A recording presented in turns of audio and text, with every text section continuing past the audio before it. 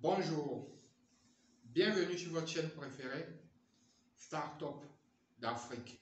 Si vous êtes un entrepreneur ou si vous souhaitez mettre sur pied une entreprise qui va établir ou redéfinir les règles sur son marché, dans son secteur ou dans son fonctionnement, et cela à l'échelle du continent, vous êtes au bon endroit.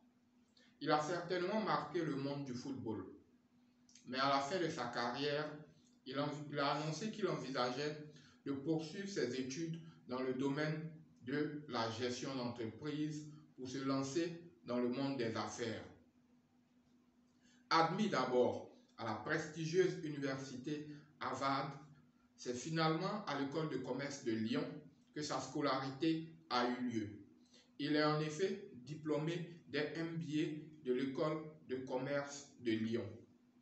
Ce qui est intéressant avec cet ancien sportif, c'est que les projets dans lesquels il s'engage ont toujours une forte dimension technologique. Ce qui fait que nous le qualifions affectueusement d'ailleurs de start-upper.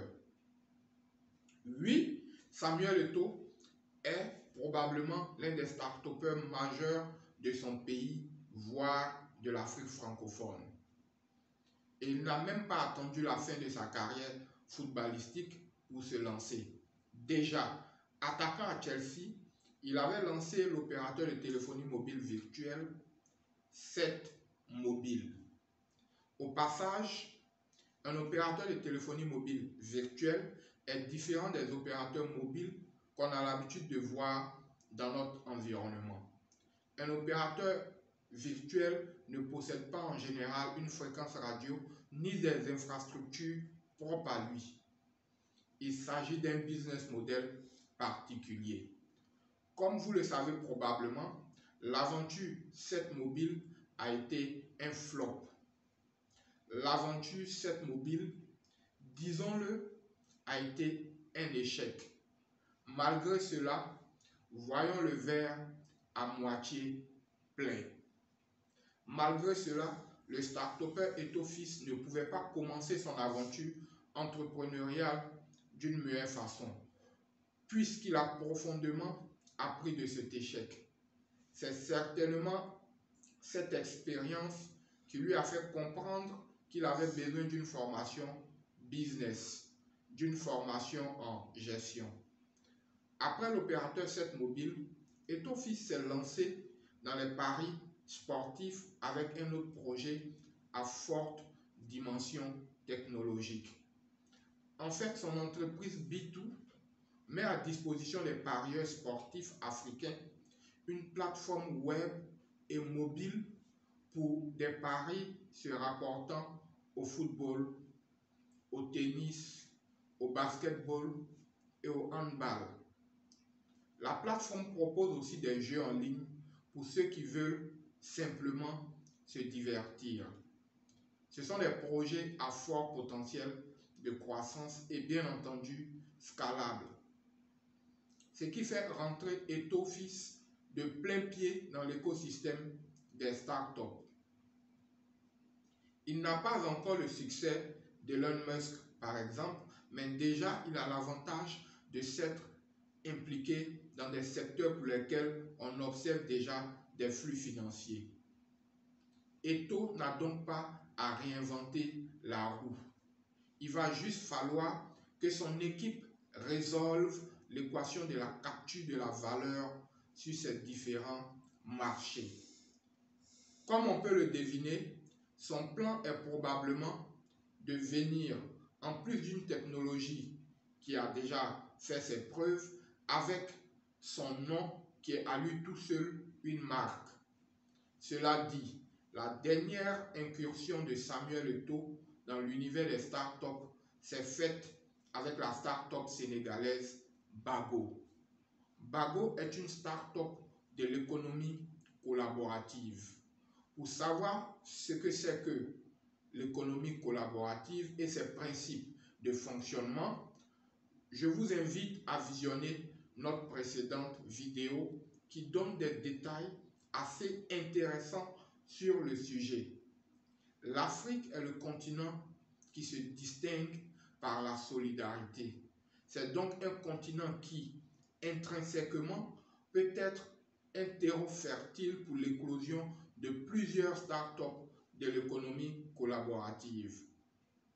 C'est vrai que sur le continent, présentement, les fintechs comme Wave Mobile Money sont les plus dynamiques, mais on pourra aussi assister à la montée en puissance des startups de l'économie collaborative. En tout cas, c'est ce que la startup Bago tente de faire. C'est quoi le business de Bago? Expliquons-le en quelques mots. Généralement, lorsque nous, Africains, voyageons et que nous avons de la place dans nos bagages, il est fréquent qu'un membre de la famille, un ami ou une connaissance nous sollicite pour acheminer un de ses colis. Ce service est tellement fréquent qu'il a donné lieu à un business de convoyage de colis entre l'Afrique et les autres continents du monde. Bien évidemment, c'est un business qui met à contribution les voyageurs, d'où son positionnement dans la case de l'économie collaborative. C'est ce business qui n'est pas vraiment nouveau que la start-up Bago est venue digitaliser en introduisant les technologies de l'information et une plateforme Internet pour vulgariser et améliorer le service. Avec cette plateforme, un voyageur peut faire passer ses excédents de bagages sur un autre voyageur qui voyage, lui, avec une seule valise. Ou une personne peut faire convoyer son colis partout dans le monde au meilleur prix. Le voyageur qui possède des kilos libres et qui accepte le colis se fait payer pour voyager et réduit à la fin de la journée ses frais de voyage. Par ailleurs, la plateforme permet de faciliter la transaction et de la rendre sûre.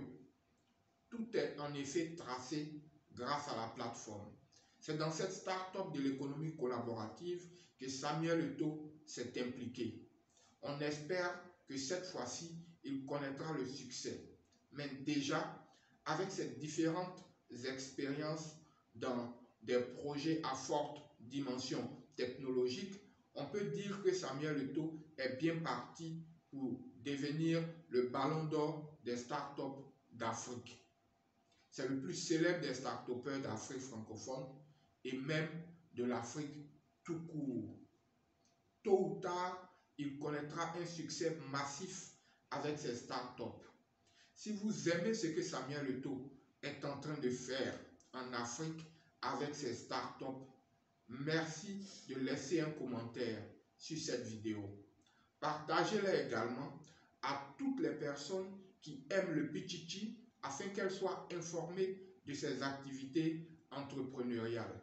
Likez la vidéo et n'oubliez surtout pas de nous soutenir en vous abonnant à notre chaîne. Lorsque vous cliquez sur le bouton s'abonner, activez la cloche de notification pour ne rien rater de ce qui se passe ici. On se dit à la prochaine.